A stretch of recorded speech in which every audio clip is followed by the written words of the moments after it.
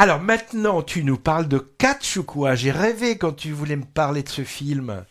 Oui, parce que là, oui, j'ai vu quand même pas mal de films en quelques jours, et j'ai été découvrir une nouvelle production de A24, on en avait parlé déjà lors de la dernière émission de Movies, et là il s'agit de The Iron Crow. Alors, le titre français, c'est Iron Crow. Je sais pas, il y a une mauvaise habitude d'enlever les articles anglais.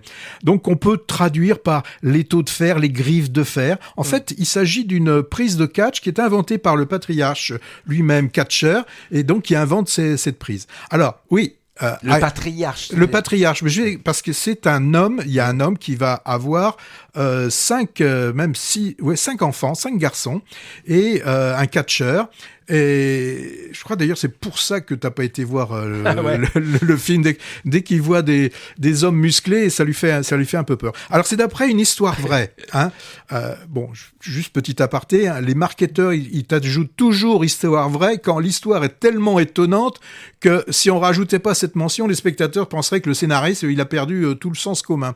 Donc là c'est l'histoire vraie d'une famille de catcheurs texanes dans les années 70-80 où on a le père qui pendant toute sa carrière n'a eu que comme ambition celle d'obtenir la ceinture du champion du monde de catch poids lourd qu'il n'obtiendra jamais. Et donc là, il va s'investir totalement pour qu'au moins l'un de ses fils obtienne ce précieux trophée. Donc, on a aussi son épouse, catholique très pratiquante, qui va lui donner 5 enfants, 5 garçons. Donc, cette fratrie va être élevée dans la culture, dans le culte même du sport, de l'excellence, du respect total du père.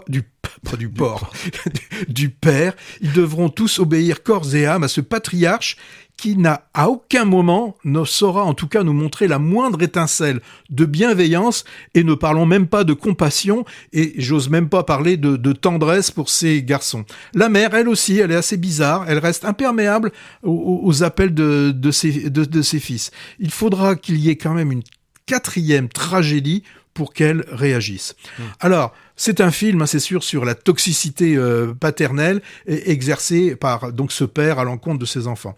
On a la difficulté de reconnaître Zac Efron, qui ressemble plus là à Hulk. Les autres frères sont un peu moins bodybuildés. Alors, bon, mais néanmoins, tous ces acteurs, dont Zac Efron, qui est le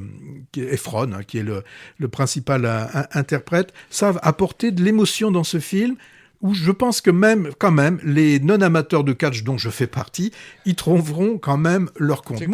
Oui, mais je pense que tu pourras aller le voir. Tu sais le titre français de ce film ?